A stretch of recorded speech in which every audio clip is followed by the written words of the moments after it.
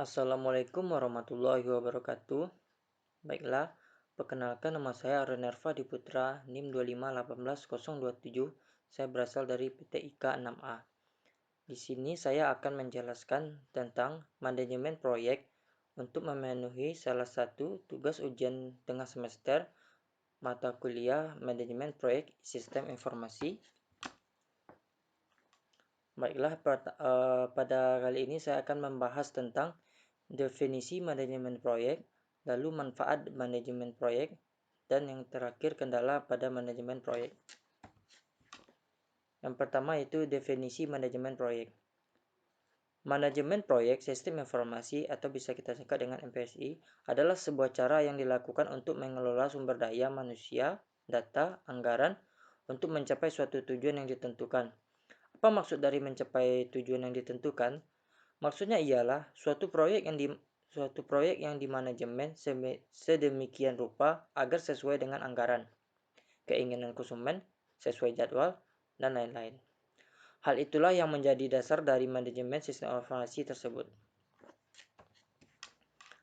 Lalu yang kedua yaitu manfaat manajemen proyeksi. Yang pertama, memenuhi kebutuhan dari proyeksi dan pelanggan. Yang kedua, meniadakan reinventing the wheel dengan melakukan standarisasi dari pekerjaan proyek yang repetitif.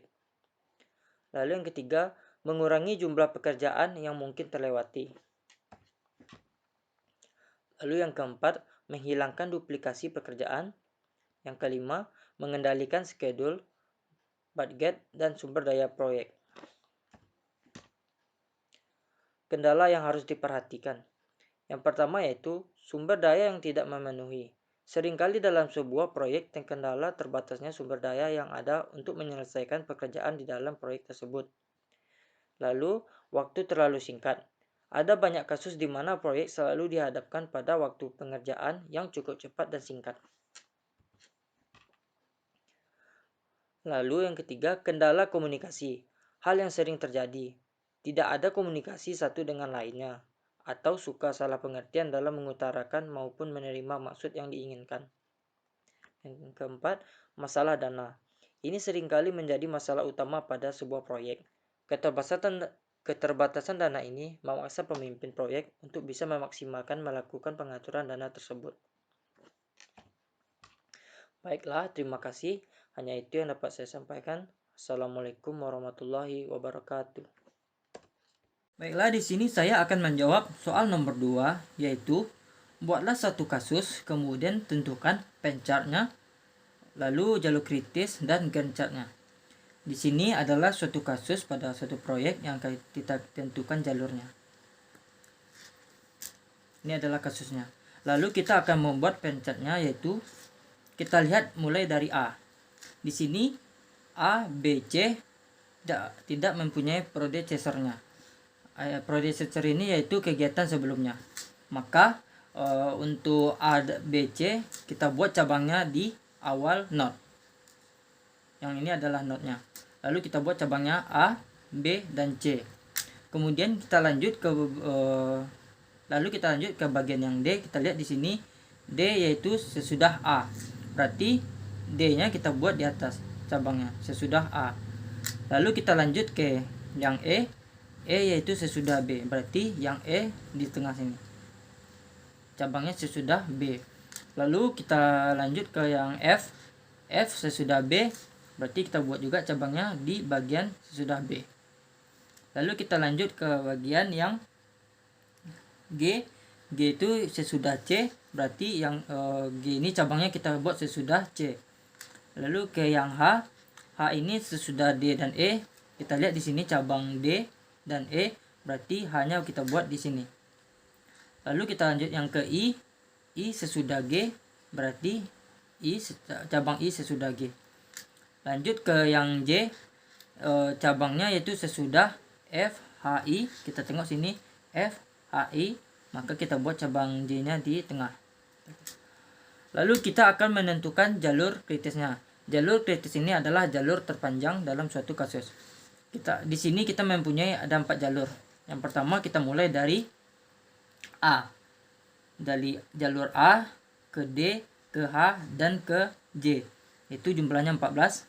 Lalu jalur kedua kita mulai dari B, E, H, dan J. Hasilnya 16. Lalu kita lanjut ke jalur 3, yaitu mulai dari B juga, B, F, dan J, hasilnya 9.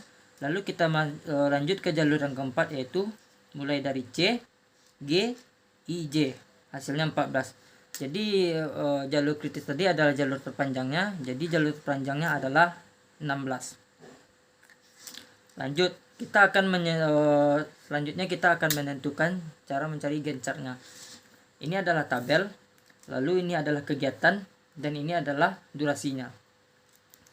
Kita lihat di bagian A, B, C tidak ada predesesornya, berarti kita mulai semuanya dari 1. Kita lihat yang A 1, yang B 2, dan yang C 3. Lalu kita lanjut ke bagian yang D.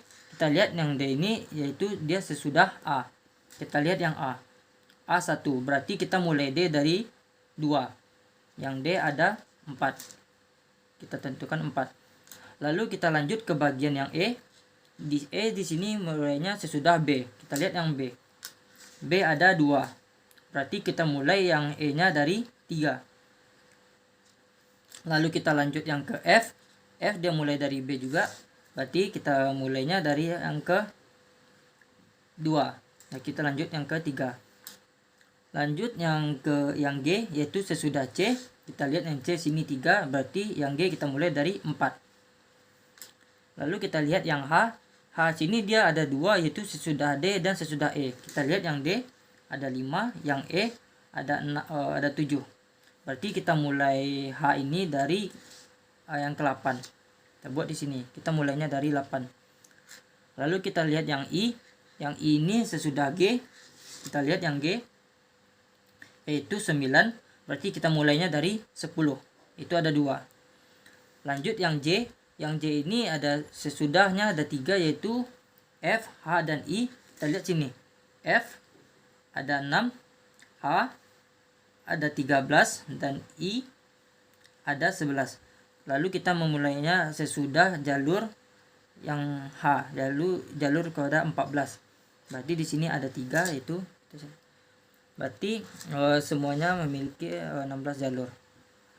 Maka seperti itulah cara menentukan Gantt chart-nya. Baiklah, hanya sekian yang dapat saya sampaikan. Assalamualaikum warahmatullahi wabarakatuh.